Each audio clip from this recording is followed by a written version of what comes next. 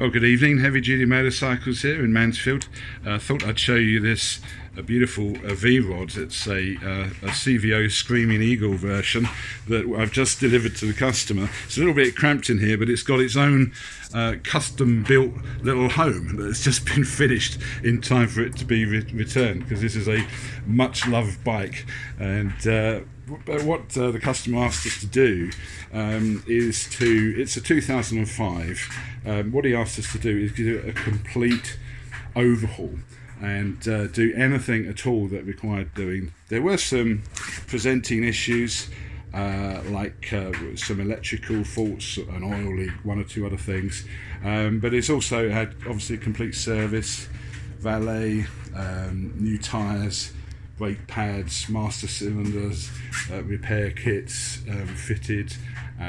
What else have we done? We put a PowerVision license on it, and it's perfectly stock. This is the 1250cc version, but we put the PowerVision license on, put it on the dyno, and fine-tuned it, which was really interesting because there's quite a gain in power. It went from 115 brake horsepower to 122, I think, 123, and also went up in torque from, I think, around 75 to about 80 foot-pounds. So that was actually quite an interesting, respectable result. But the main purpose of it was to get the thing running beautifully. I think one of the issues the most challenging issues we faced is that, as you may know, Vrod parts are very, very difficult to get, especially for the older models, and so none of the lights here were working or were intermittent, and there's actually a couple of circuit boards under here, and the whole harness and the circuit boards are totally obsolete. You cannot buy them anywhere. Unfortunately, we know a genius auto electrician who was happy to take it away for a week in his shed and work on it, and it's come back all working, which has made such a difference to the overall bike.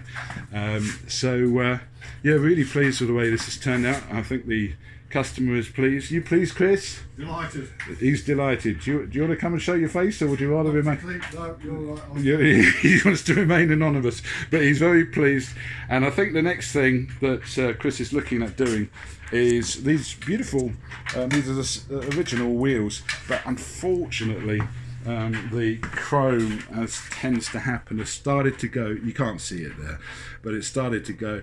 So we're going to look at doing something about that, probably putting some aftermarket wheels on. So anyway, there you go. I thought you'd be interested.